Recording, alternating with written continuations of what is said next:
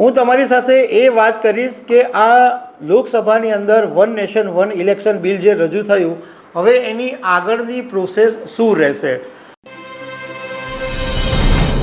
નમસ્કાર. છેલ્લા કેટલાક વખતથી જેની જોરશોરથી ચર્ચા ચાલે છે અને એક અપેક્ષિત હતું એ આજે વન નેશન વન ઇલેક્શનનું બિલ લોકસભાની અંદર રજૂ થઈ ગયું છે.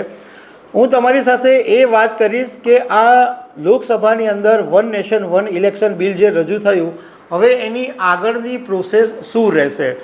તો આના વિશે વાત કરીશ. મારું નામ રાજેશ શાહ છે અને તમે જોઈ રહ્યા છો ગુજરાતના સૌથી મોટા ડિજિટલ ન્યૂઝ પ્લેટફોર્મ ખબરછે.comને.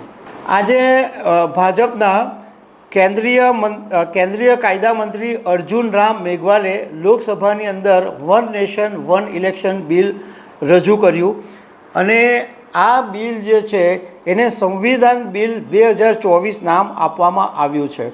ભાજપના નેતા રિજિજુએ એવું કીધું કે આ બિલ છે એ પોલિટિકલ બિલ નથી, આ દેશ માટેનું બિલ છે અને એ પાસ થવું જરૂરી છે.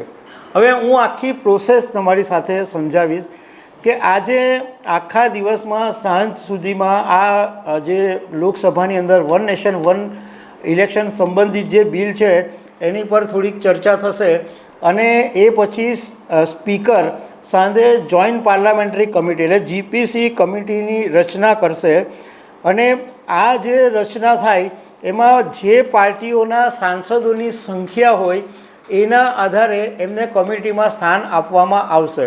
હવે બહુ સ્વાભાવિક વાત એ છે કે ભાજપ સૌથી મોટી પાર્ટી છે એટલે ભાજપના સભ્યો આ કમિટીમાં વધારે હશે અને આ કમિટીનું જે ચેરમેન પદ છે એ પણ ભાજપને મળશે.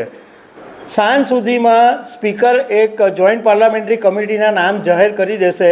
પછી એ જેપીસી બધી જે રાજકીય પાર્ટીઓ છે એમની સાથે ચર્ચા કરશે, એમની પાસેથી સૂચનો મેળવશે અને સામૂહિક પ્રસ્તાવ ઉપર ભાર મૂકવામાં આવશે. એમને બધાને સમજાવવામાં આવશે કે આ દેશમાં કેવી રીતના ફાયદોકારક છે, દેશમાં કેટલો ખર્ચો ઘટશે, કે આ બધી બાબતો છે એ જેપીસી કમિટી છે એ બધાને સમજાવશે.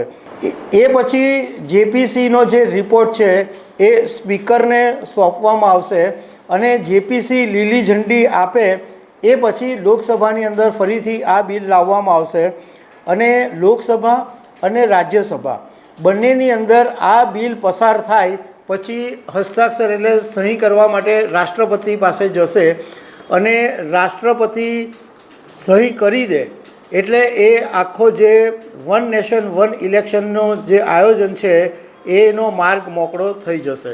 હવે જે જોઈન્ટ પાર્લામેન્ટરી કમિટી બનશે એને 90 દિવસનો ટાઈમ આપવામાં આવશે, મતલબમાં 3 મહિનાનો ટાઈમ આપવામાં આવશે અને એ બધી જ રાજકીય પાર્ટીઓ કોંગ્રેસ, ટીએમસી, સમાજવાદી પાર્ટી કે નાની પાર્ટી બધી જ પાર્ટીઓની સાથે આ જેપીસી ચર્ચા કરશે.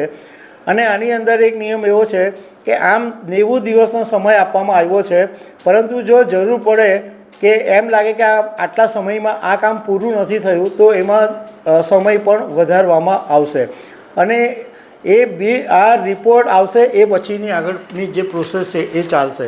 તો દર્શક મિત્રો, આવી અનેક વાતો સાથે અમે તમને મળતા રહીશું. Thank you very much.